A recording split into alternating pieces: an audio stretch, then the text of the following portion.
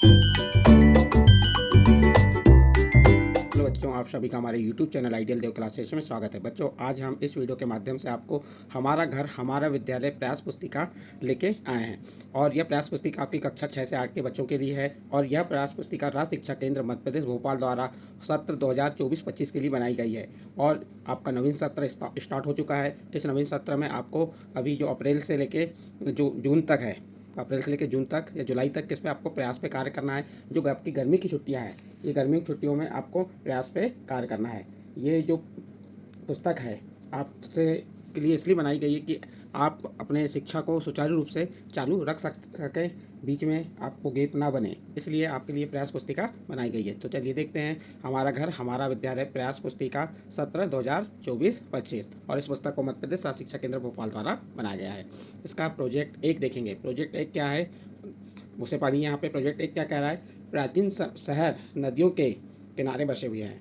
यहाँ क्या कह रहा है? प्राचीन शहर यानी पुराने पुराने शहर नदियों के किनारे बसे हुए हैं। सोचिए और लिखिए कि यह शहर नदियों के किनारे पर ही क्यों बसे होंगे। नदियों के प्रदूषण का कारण भी क्या यह शहर है? यदि हाँ तो कैसे, लिखिए।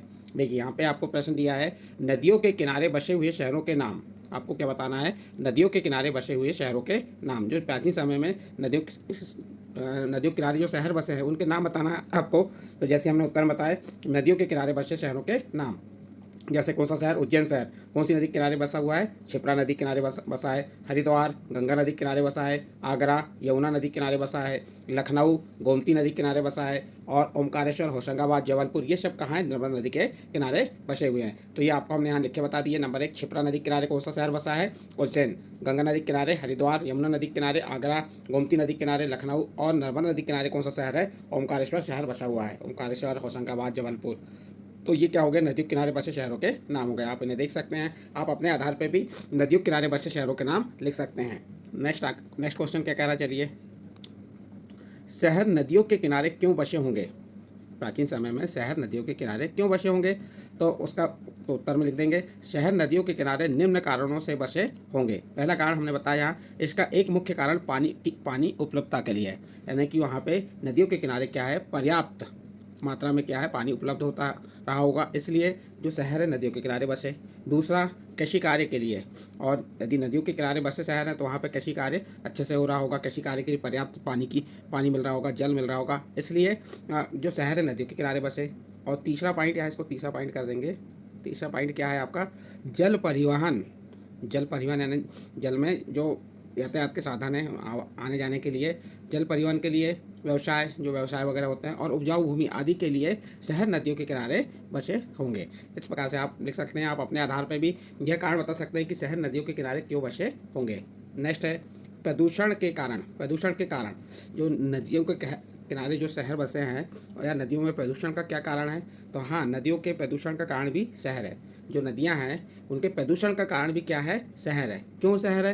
क्योंकि शहरों में उद्योग जहरीले रसायनों और प्रदूषकों से युक्त बहुत सारा कचरा पैदा करते हैं। देखिए, जो शहरों में उद्योग होते हैं, जो कंपनियां होती हैं, वो क्या करते हैं? जहरीले रसायन और प्रदूषकों से युक्त बहुत सारा कचरा पैदा करते हैं, जो क्या होता है? नदी में बह जाता है, जिसके कारण प्रदूषण क्या होता है? नदी बढ़ जाता है। इस प्रकार से आप इस प्रश्न का उत्तर दे सकते हैं। तो देखिए बच्चों, इसमें आज हमने आपको जो आपका प्रोजेक्ट कार्य 1 है, प्रोजेक्ट कार्य 1 के 3 प्रश्न थे। इन तीनों प्रश्नों के उत्तर बताए और तीनों प्रश्नों के उत्तर बताए हैं। अब इसके आगे प्रोजेक्ट कार्य 2 बताएंगे। प्रोजेक्ट कार्य 2 में क्या दिया है वह पढ़ लेंगे हम। क्वेश्चन नंबर 1 क्या कह रहा है इसमें? इसका A number, draw pictures of 5 animals and object and colour them. क्या कह रहा है? ड्रॉ पिक्चर्स ऑफ 5 एनिमल्स या ऑब्जेक्ट एंड कलर्स देम, यानी 5 जानवरों या वस्तुओं के चित्र बनाएं व उनमें रंग भरें। बी नंबर में क्या कह रहा है? Right their name and 1 sentence about each of them. क्या कह रहा है? उनके नाम लिखें, नाम व प्रत्येक के बारे में एक वाक्य लिखें। देखिए यहाँ पे आपको कहा है 5 जानवरों या वस्तुओं के चित्र बनाकर उनमें रंग भरना है और उनके नाम व प्रत्येक के बारे में एक एक वाक्य लिखना है। तो देखते हैं, चलिए क्या है क्वेश्चन नंबर 1 का जो आंसर है। तो सबसे पहला एनिमल यानी एक जानवर का हमने यहाँ पे लिखे हैं। कौन सा जानवर है? ये कुत्ता है, जिसे कहते हैं, उसका नाम है नेम डॉग। हमने कुत्ते का यहाँ पे चित्र आपको बनाना है या चश्मा कर देना है और उस पर कलर भर देंगे और उसके बारे में एक वाक्य भी लिखना है। तो जैसे हमने डॉग के बारे में बताया, dog is a pet animal. Dog is a pet animal. It is very clever animal it run very fast.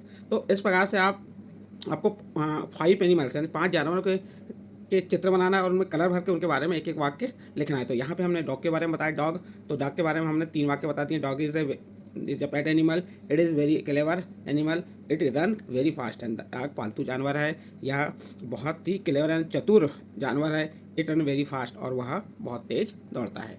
इसके बाद सेकंड, आपके यहाँ सेकंड देख लीजिए। सेकंड एनिमल नेम क्या है? हार्स। हार्स मीन्स होता है घोड़ा। तो यहाँ पे आपको घोड़े का या जो भी एनिमल है जो आपको चित्र बनाते आ जाता है या चस्पा करना है, चस्पा कर सकते हैं और उसमें कलर भर देंगे।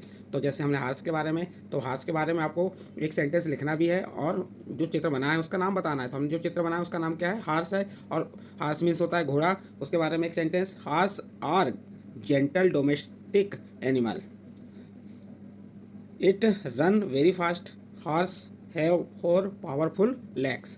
तो देखिए यहाँ पे हमने उसका चित्र बना दिया, उसका नाम बता दिए और उसके बारे में सेंटेंस बता दी कि हॉर्स और gentle domestic animal, it run very fast, horse have 4 powerful legs. इसके बाद नेक्स्ट है, नेक्स्ट एनिमल कौन सा आगे? नेक्स्ट यहाँ पे एनिमल नहीं, अब हमने क्या ले लिए? वस्तु ले लिए। यहाँ पे क्या ले लिए? वस्तु। वस्तु में क्या ले लिए? पेन। तो यहाँ पे आप इसका नाम लिख देंगे। नेम क्या है? पेन। पेन में इसे कलम भी कहते हैं, लेखनी भी कहते हैं हिंदी में। आपको ऑब्जेक्ट कहा था, तो ऑब्जेक्ट में हमने क्या ले लिया? एक पेन ले लिया। अब उसके बारे में लिख दीजिए, the pen is use to write on papers, यानी हम पेन का उपयोग कहाँ करते हैं? लिखने में, काय में? पेपर में या पुस्तक में लिखने में। फिर it is black is colour, और इसका कलर कैसा है? ब्लैक यानी काला कलर है।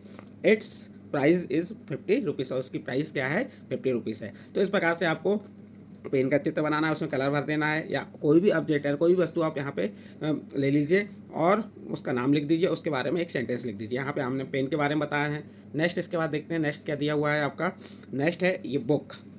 नेक्स्ट ऑब्जेक्ट हमने क्या ले लिए? बुक ले लिए, और उसका नेम देती है, नेम बुक, और उसके बारे में एक सेंटेंस भी लिखना है। तो देखिए, I am reading a book, तो ये क्या कर रहा है? बालक पुस्तक पढ़ रहा है। Books are very important things, और ये जो बुक है बहुत ही महत्वपूर्ण, बहुत महत्वपूर्ण वस्तु है। फिर उसके बारे में एक बार एक सेंटेंस और लिख दिए, we must read book every day, और हम पुस्तक को प्रतिदिन पढ़ते हैं। तो इस प्रकार से आप बुक के बारे में लिख सकते हैं। आप बुक के अलावा आपको जो भी वस्तु है, टेबल, कुर्सी, उनके बारे में भी यहाँ पे लिख सकते हैं। इसके बाद नेक्स्ट है आपका एनिमल। अब क्या ले लिए? एक एनिमल ले लिए, जानवर ले लिए, और ये कौन सा जानवर है आप देख सकते हैं चित्र में देख के। इसको हिंदी में कहते हैं हाथी। हाथी को इंग्लिश में क्या कहते हैं? एलिफेंट। तो एलिफेंट का आप यहाँ पे चित्र बना सकते हैं, पिक्चर बना सकते हैं, या चस्पा कर सकते हैं, और उसके बारे में यहाँ पे एक क्या लिखना है आपको? सेंटेंस लिखना है, एक वाक्य लिखना है, तो वह वाक्य लिख देंगे। जैसे हमने इसका क्या कहा यहाँ पे? राइट देयर नेम, तो इसका नाम क्या हो गया? नेम क्या है? एलिफेंट। एलिफेंट मीन्स हाथी।